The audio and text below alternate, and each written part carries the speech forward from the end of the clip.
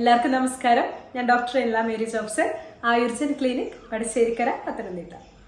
നമുക്ക് 2-3 ദിവസമായിട്ട് നമ്മൾ നല്ല ആശങ്കയിലാണ് കടന്നു പോകുന്നത്. ന്യൂസിലാണെങ്കിലും സോഷ്യൽ മീഡിയ എടുത്ത് നോക്കിയാലാണെങ്കിലും HMPV വൈറസ് എന്നുള്ള ഒരു വേർഡ് നമ്മൾ വളരെയധികം കാണുന്നുണ്ട്. നമ്മൾ കൊറോണ കാലഘട്ടം നല്ല രീതിയിൽ നമ്മളത് ഫേസ് ചെയ്തു. വീണ്ടും എഗെയിൻ ഇത്ര വർഷങ്ങളായെങ്കിലും നമ്മുടെ നോർമൽ ലൈഫിലോട്ട് തിരിച്ചു പോയിക്കൊണ്ടിരിക്കുകയായിരുന്നു. എല്ലാം പഴയ പോലെ ആയി വരുമ്പോഴാണ് ഈ ഒരു ന്യൂസ് നമ്മുടെ അടുത്തോട്ട് എത്തുന്നത്. അപ്പം എല്ലാവർക്കും നല്ലൊരു ആശങ്ക ഉണ്ടാകും. ഇനി എഗെയിൻ കൊറോണ കാലഘട്ടം പോലെ ആകുമോ, ഇത് എത്രത്തോളം സിവിയർ ആണ്, ആരിനൊക്കെയാണ് ഇത് കൂടുതൽ ബാധിക്കുന്നത്, എന്തൊക്കെയാണ് ലക്ഷണങ്ങൾ എന്നുള്ളത്. അപ്പം അതിനെ പറ്റിയിട്ടാണ് നമ്മൾ ഇന്നത്തെ വീഡിയോയിൽ പറയാനായിട്ട് പോകുന്നത്. എന്താണ് ഈ വൈറസ്, ആരിനെ ബാധിക്കുന്നു, എങ്ങനെയൊക്കെയാണ് ഇതിൻ്റെ ലക്ഷണങ്ങൾ വരുന്നത്, നമുക്ക് എന്തൊക്കെ ചെയ്യാനായിട്ട് സാധിക്കും. അപ്പോൾ ആദ്യം തന്നെ ഈ ഒരു വൈറസിൻ്റെ ഫുൾ ഫോം ഞാൻ പറഞ്ഞുതരാം. ഹ്യൂമൻ മെറ്റാന്യൂമോ വൈറസ് എന്നാണ് ഇതിനെ അറിയപ്പെടുന്നത്. ആ ഒരു പേരിൽ തന്നെ നമുക്ക് പിടികിട്ടിയിട്ടുണ്ടാവും. ഇത് കൂടുതലും എഫക്റ്റ് ചെയ്യുന്നത് റെസ്പിറേറ്ററി സിസ്റ്റത്തിനെയാണ്, അതായത് നമ്മുടെ ശ്വാസോച്ഛ്വാസ പ്രക്രിയനെയാണ് ഇത് കൂടുതലായിട്ടും ബാധിക്കുന്നത്. നമ്മുടെ ലങ്സ് ആണെങ്കിലും ആ ഒരു ഭാഗങ്ങളെയാണ് ഈ ഒരു വൈറസ് ബാധിക്കുന്നത്.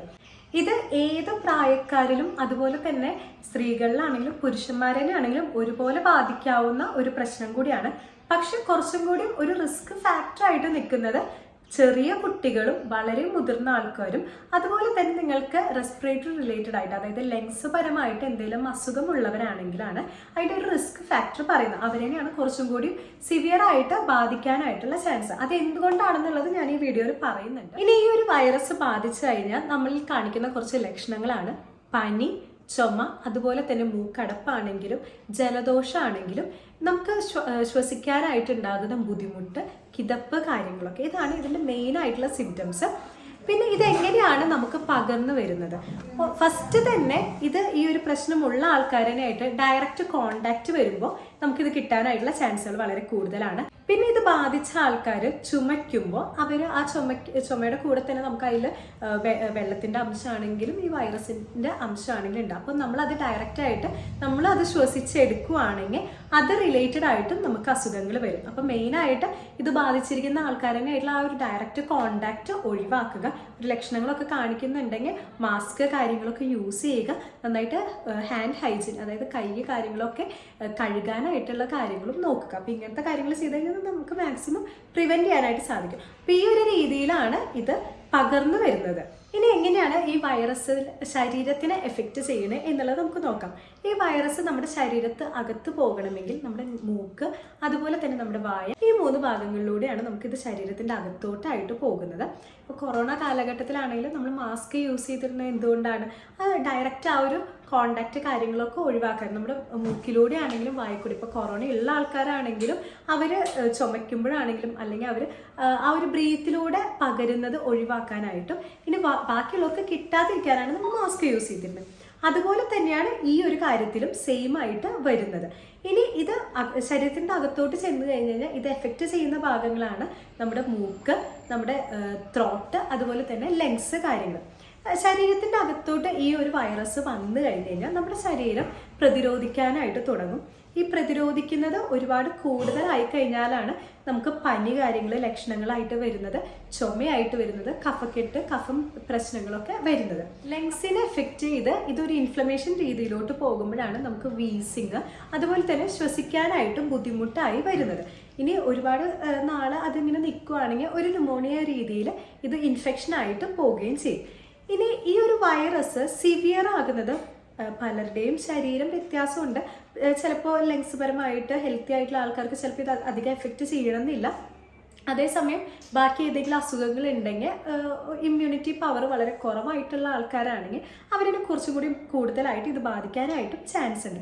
നമുക്ക് ആ കാര്യത്തിൽ ഒന്നും പറയാൻ പറ്റില്ല. ഓരോരുത്തരുടെ ശരീരപ്രകൃതിക്ക് അനുസരിച്ച് ഇത് വ്യത്യാസമാണ്. കുഞ്ഞു കുട്ടികളാണെങ്കിലും വളരെ മുതിർന്ന ആൾക്കാരാണെങ്കിലും അവരുടെ ഇമ്മ്യൂണിറ്റി പവർ വളരെയധികം കുറവായിരിക്കും. ഇപ്പോൾ ചെറിയ കുട്ടികളിലാണെങ്കിൽ അവരുടെ ലങ്സിൻ്റെ കാര്യങ്ങൾ, കപ്പാസിറ്റി, ഇതൊക്കെ ആണെങ്കിലും പ്രവർത്തനമൊക്കെ നല്ലപോലെ ആരംഭിച്ച് തുടങ്ങുന്നേ ഉണ്ടാവുള്ളൂ. അപ്പോൾ ആ ഒരു സമയത്ത് ഇതുപോലത്തെ വൈറസ് വന്നു കഴിഞ്ഞ് കഴിഞ്ഞാൽ അവർക്കത് പ്രതിരോധിക്കാനായിട്ട് വളരെ ബുദ്ധിമുട്ടായിരിക്കും. അതുകൊണ്ടാണ് കുറച്ചും കൂടി റിസ്ക് കുഞ്ഞു കുട്ടികളെയാണ് എന്നുള്ളത് പറയുന്നത്.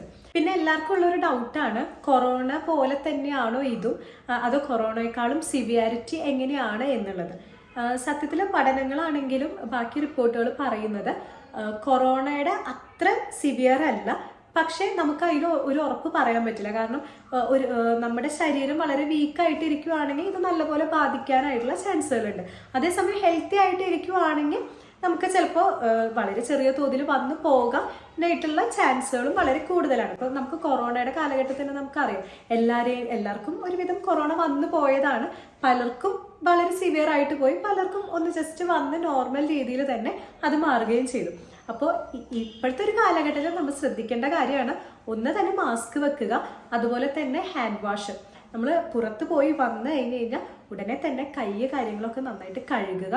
പിന്നെ ഒരു വയ്യാത്ത ഒരാളിനെ അല്ലെങ്കിൽ ഇതിൻ്റെ ഒരു ലക്ഷണം കാണിക്കുന്നവരേനായിട്ടാണെങ്കിൽ ഡയറക്റ്റ് കോണ്ടാക്ട് വെക്കാതിരിക്കുക. കൃത്യമായിട്ടുള്ള പ്രൊട്ടക്ഷൻ കാര്യങ്ങളൊക്കെ യൂസ് ചെയ്തിരിക്കണം. പിന്നെ നിങ്ങളുടെ ഇമ്മ്യൂണിറ്റി പവർ കൂട്ടാനായിട്ടുള്ള കാര്യങ്ങൾ ചെയ്യുക. വളരെ ഹെൽത്തി ആയിട്ടിരിക്കാനും ശ്രമിക്കുക. ഞാൻ ഈ പറഞ്ഞ കാര്യം ഈ ഒരു വൈറസിന് വേണ്ടി മാത്രമല്ല, ജനറലായിട്ട് നമുക്ക് ഏതൊരു അസുഖങ്ങൾക്കും ചെയ്യാനായിട്ട് പറ്റുന്ന ഒരു കാര്യമാണ്. ഇപ്പോൾ കൊറോണ ടൈമിലാണെങ്കിൽ നമ്മൾ മാസ്ക്, ഹാൻഡ് വാഷ് കാര്യങ്ങളൊക്കെ നന്നായിട്ട് നമ്മൾ ശുചിത്വം പാലിച്ചിരുന്നു. അതുകൊണ്ട് തന്നെ നമുക്ക് ബാക്കിയുള്ള അസുഖങ്ങൾ വരുന്ന കാര്യങ്ങളും വളരെ കുറവായിരുന്നു. അതായത് പനി കാര്യങ്ങളൊക്കെ ഇപ്പോൾ എപ്പോഴും പനി പിടിക്കുന്ന ആൾക്കാർക്കാണെങ്കിലും ആ ഒരു സമയത്ത് കറക്റ്റായിട്ട് ഹൈജീൻ സൂക്ഷിച്ച കാരണം അത് വരുന്ന ഒരു രീതി കുറവായിരുന്നു. അപ്പോൾ ആ ഒരു കാര്യങ്ങൾ നിങ്ങൾ പ്രത്യേകം ശ്രദ്ധിക്കുക. പിന്നെ നിങ്ങൾക്ക് ലക്ഷണങ്ങൾ കാണിക്കുന്നുണ്ടെങ്കിൽ ഉടനെ തന്നെ ഡോക്ടറെ ചെന്ന് കണ്ട് അതിനുള്ള പ്രിക്കോഷൻസ് കാര്യങ്ങളൊക്കെ എടുക്കാനായിട്ടും നോക്കുക. ഒരു സിവിയർ ആകുന്ന വരെ വെയിറ്റ് ചെയ്യാതെ ലക്ഷണങ്ങൾ കാണിക്കുമ്പോൾ തന്നെ അത് നമുക്ക് ട്രീറ്റ്മെൻറ്റ് ചെയ്ത് ക്യൂർ ആക്കാൻ പറ്റുക വെച്ച് കഴിഞ്ഞാൽ അത്രയും നല്ലതായിരിക്കും. അപ്പോൾ ഈ ഒരു കാര്യങ്ങളൊക്കെ നിങ്ങൾക്ക് മനസ്സിലായി കാണും. അപ്പോൾ ഈ ഒരു വീഡിയോ വളരെ ഹെൽപ്ഫുൾ ആയെന്ന് ഞാൻ വിശ്വസിക്കുന്നു. ദിസ് ഇസ് ഡോക്ടർ ഇല്ല മേരി ജോബ്സൺ സൈനിങ് ഓഫ്.